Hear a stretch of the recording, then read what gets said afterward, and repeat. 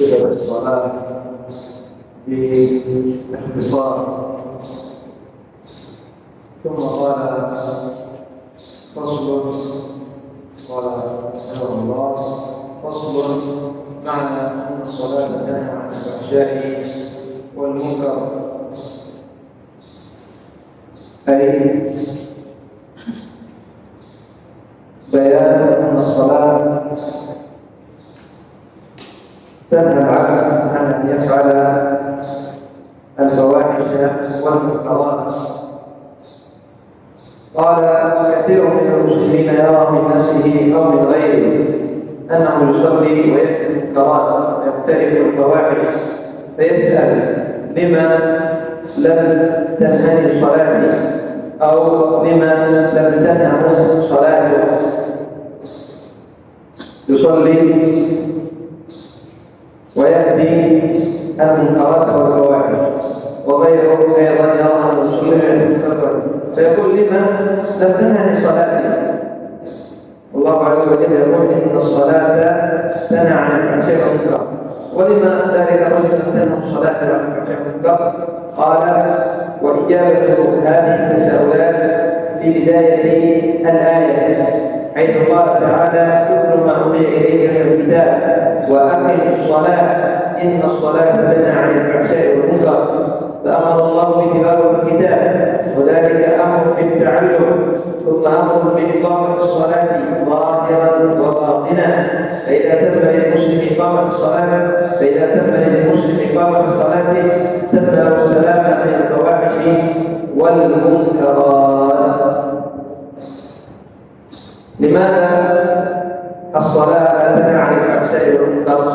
لا تنهى كثير ممن يصلي ولكنه يقترف الفواحش والمنكرات ويقتنع صلاته، لأن الكثير منا لا يقيم الصلاة الإقامة التي هي مرادة، التي أمرنا الله عز وجل بكتاب قوله: وأقم الصلاة، اتل ما أوحي إليك من الكتاب وأقم الصلاة. يقول الله عز وجل في أيما آية في كتاب الكريم: وأقيموا الصلاة. فإذا أردنا أن تنهى صلاتنا عن الفحشاء والمنكر، فينبغي علينا أن نقيم الصلاة باطنا وظاهرا إقامة حقيقية، وذلك بأداء أركانها وشروطها وواجباتها ومستحباتها. فإن نحن أقمنا الصلاة على هذا النحو وعلى هذه الصفة، فإن الله عز وجل ينجز وعده، وعد الله ينجز الله الميعاد.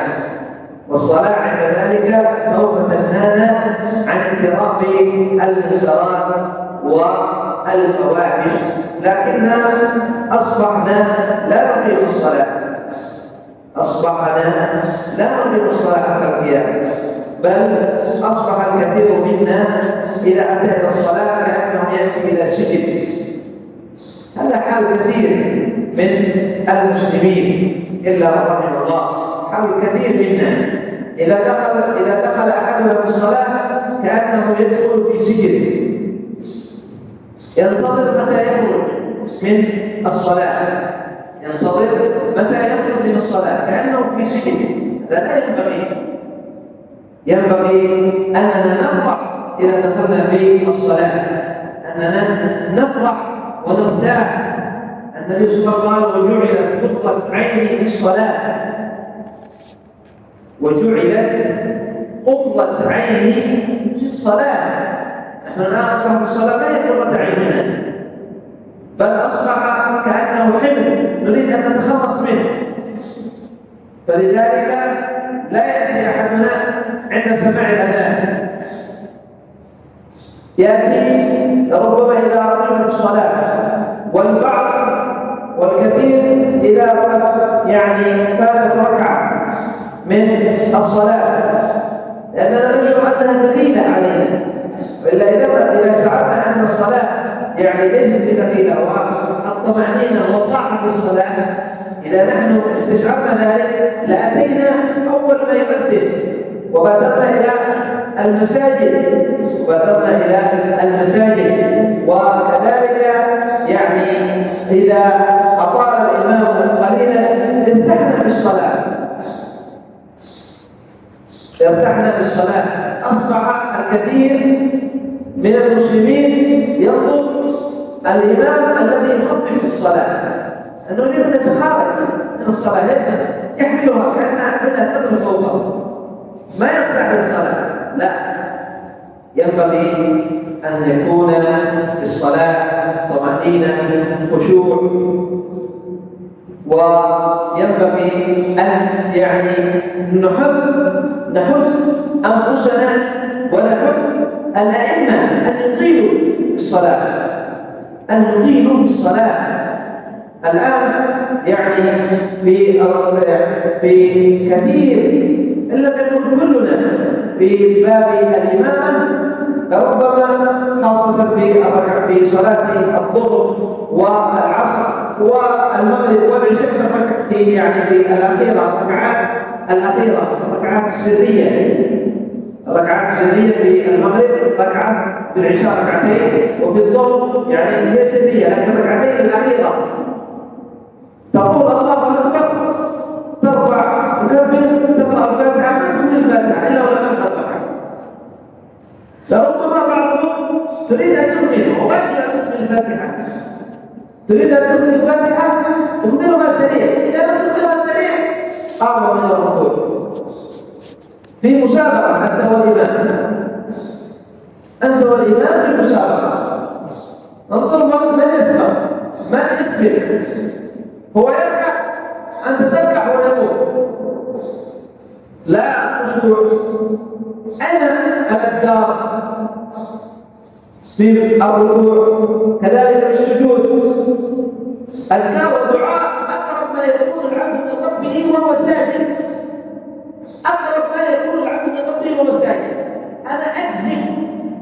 أنا أجزم وأظن إن حلفت لم أكن حالفا أن كثير من الأئمة لا يدعون السجود. هل أصبت أو لا؟ ما أحد يدعو السجود، فقط سبحان رب الأعلى. إذا كررنا ثلاثة عدد يعني ما يقول سبحان رب الأعلى، سبحان رب الأعلى، الله أكبر. يسجد المأموم بعده يقول سبحان رب الأعلى مرة واحدة فقط، وإلى الإمام القائم. أين الدعاء؟ هناك مهمومون، هناك مجنونون، هناك مرضى يريد أن يدعو الله عز وجل في سجوده أن يشفيه أو أن يشفي المريضة أو أن يفرج همه أو أن يقضي دينه. متى سيدعو؟ ربما ذلك المأموم لا يصلي إلى الفريضة. أنت تتحمل آثام من خلفك، لا تبالغ من يقول خارجنا من الصلاة. هذا كيف الصلاة ستتحدث الفحشاء والمنكر وهو يريد أن يتخارج منها، ما يريد أن يطمئن في الصلاة. ينبغي الاطمئنان في الصلاة، بل يجب الطمأنينة ركن، والعبد يعني ينبغي له أن يستشعر عظيم الصلاة وأنه يقف بين يدي الله عز وجل في الصلاة، يقف بين يدي الله عز وجل. لكن لما أنهالت علينا صلاتنا فصرنا نؤدي كأنه واجب فقط، ما نهضنا عن الفحشاء. كثير منا كلنا يا الله عدد الأصابع يصلي ما ندخل من المسجد إلا ونرتكب فاحشة. ليس المراد بالفاحشة يعني الزنا، هذا الفاحش هو الزنا وشرب الخمر، ما ندخل من المسجد إلا وهو يضرب يغتاب، يلوم، يغش، يكذب، يرابي، ما يدخل من المسجد. طيب يقول بنفسه أنا صليت، الصلاة ما تدعي عليك. أنت الآن أديت الصلاة التي أمرت بها أم أنك يعني خرجت من السجن، تركت شيء واجب عليك فقط؟ أنت تركت واجب شيء عليك فقط كان فوقك وأزعته عنه. لم تؤدي الصلاة بما أمرت كما أمرت بها. وأقيم الصلاة إقامتها ظاهرة وباطنة. قال ولا يجوز أن يترك الصلاة من لم تتم صلاته، أن يترك الصلاة من لم تتم صلاته عن الفحشاء والمنكر، لأنه إذا أداها وفعل الفواحش فهو فاسق. أما إن تركها وإن لم يرتكب فاحشة أبدا فإنه كافر، لقول النبي صلى الله عليه وسلم العهد الذي بيننا وبينهم الصلاة فمن تركها فقد كفر. نعم، قد يقول البعض هذا من تزيين الشيطان ومن وسوسة الشيطان. الصلاة ما تنهى عن الفحشاء والمنكر، لماذا أصلي؟ لا يجوز هذا، لا يجوز. إن صليت وارتكبت الفواحش فأنت يعني فإن صلى العبد وارتكب الفواحش فهو يعتبر فاسق، لكن إن ترك الصلاة وإن لم يرتكب الفواحش فهو كافر. العهد الذي بيننا وبينهم الصلاة فمن تركها فقد كفر. قال وإنما العلاج لمن أراد أن تنهاه الصلاة عن الفحشاء والمنكر، قال لمن لم تنهه صلاته عن الفحشاء والمنكر أن يسعى إلى إشراعها عن صلاته ويتحسس مواطن الخلل فيها، فإنها إن سلمت من النواقص والنواقض فإنها ستنهى عن الفحشاء والمنكر. وهذا وعد الله لا يخلف الله الميعاد. إذا أردنا أن تنهانا صلاتنا عن الفحشاء والمنكر فلنقمها كما أمرنا إقامة بأداء شروطها وأركانها وواجباتها ومستحباتها. تأتي الصلاة تدخل تستشعر أنك واقف بين يدي الله عز وجل، أنك واقف بين يدي الله عز وجل. تكبر تكبيرة الإحرام، تقول تستشعر بنفسك أنا الآن بين يدي الله عز وجل، بين يدي الكريم الغفور الرحيم. إذا استشعرت ذلك تقرأ الفاتحة وتقرأ بعدها سورة أو ما شئت من القرآن في الركعتين يعني الأولى، ثم تركع تعلم أن ركوعك هذا لله عز وجل، فتستشعر أنك تعظم الله عز وجل في هذا الركن. النبي صلى الله عليه وسلم يقول أما الركوع فعظموا فيه الرب، تعظيم لله عز وجل. فلا تريد أن تقوم من الركوع، لا تريد أن تقوم لأنك تعظم خالقك في هذا الوقت وبهذه الصفة. ليس أنك تركع تنظر وتقوم، لا، بل استشعر أنك واقف بين يدي الله، وهذا هو وهذه صفة تعظيم لله عز وجل. فلا تريد أن تقوم من هذه الصفة. تقول سبحان ربي العظيم تكررها. لا نقول يعني الإمام أن يشق على الناس،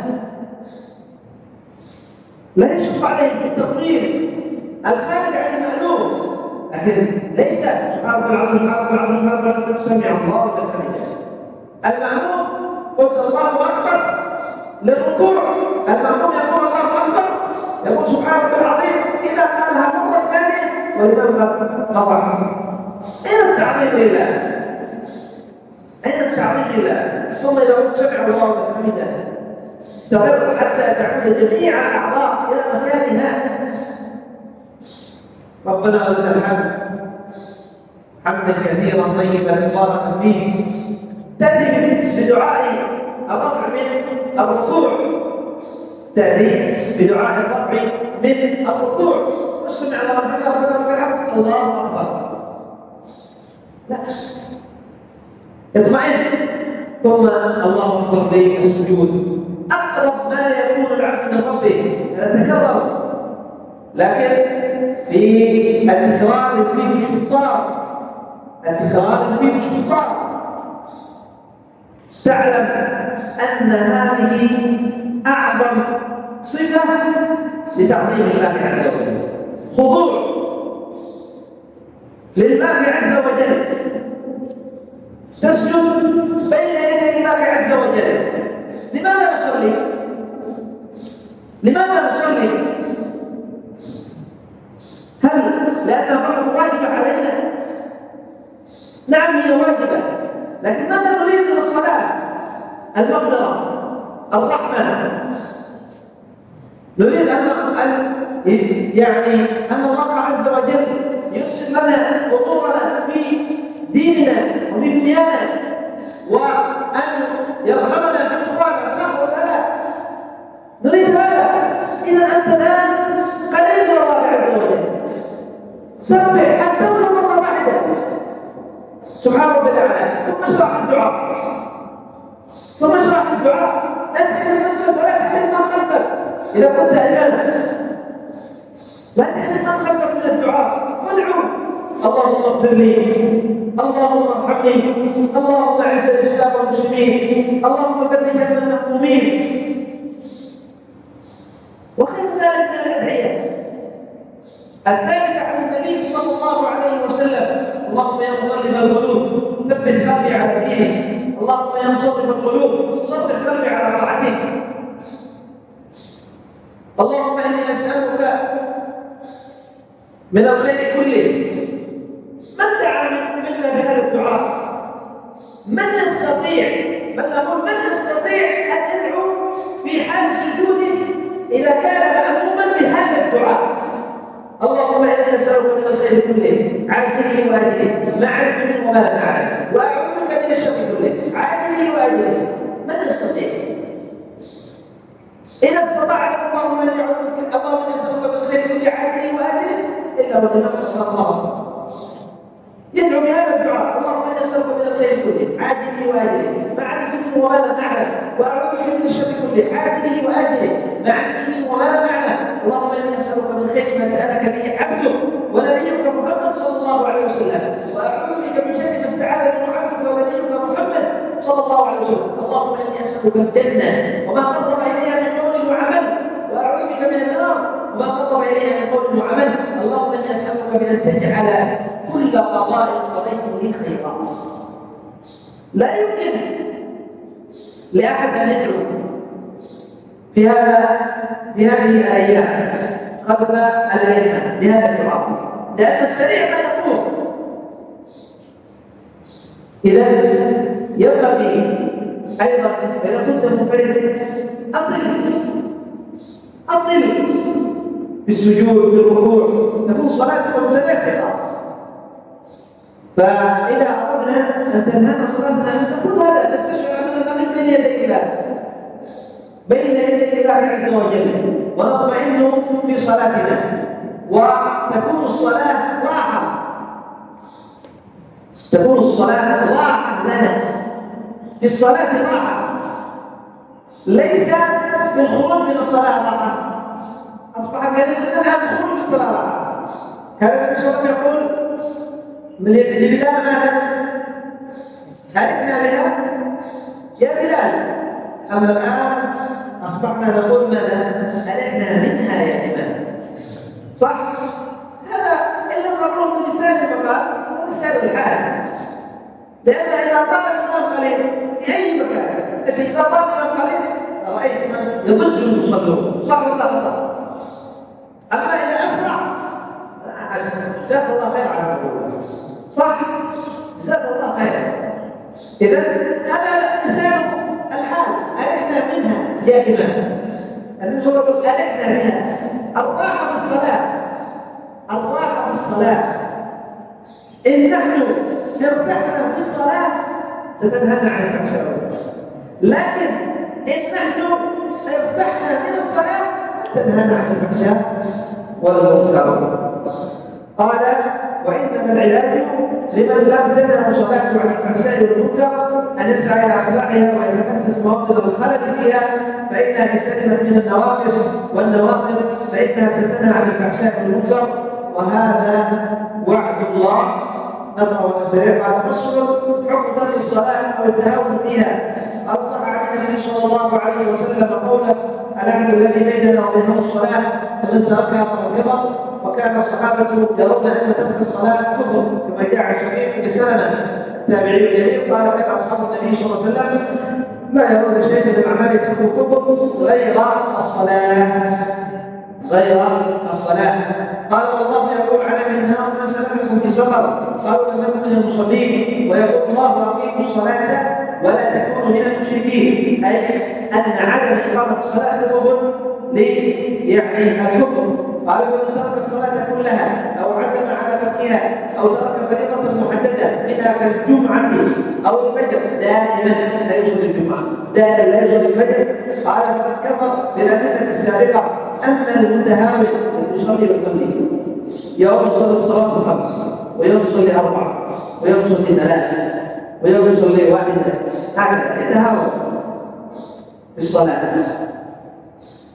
فهذا قال: أما المتهاون بالصلاة والذي لا يصليها في وقتها، لا يصليها في وقتها أو يجمع بغير عذر. مع أن شيخ الإسلام ابن تيمية وابن عثيمين يقولون: من ترك الصلاة عمدا بغير عذر حتى خرج وقتها، حتى خرج وقتها لا يصلي، بل عليه التوبة. مثلا صلاة الفجر بغير عذر، قائد ليس بنائم، قائد ليس بنائم، تركها أخرها حتى شرقت الشمس، حتى شرقت الشمس. بعد الشمس قال: صلوا لنا. كان مشغول، عنده عمل، كان يعمل كذا. قال: سوى خيرا. بعد الشروق قال: يعني عمل ليس ضرورة، عمل أي عمل من هذه الأعمال يستطيع أن يترك العمل، من الواجب أن يترك العمل. فأخر حتى شرقت الشمس قال: صلوا لنا. يقول شيخ الإسلام ابن تيمية والعلامة ابن عثيمين وغيرهم أنه لا تقبل منه، بل الواجب عليه أن يتوب إلى الله عز وجل، لا يصلي، لأنه تركها عمدا حتى خرج وقتها.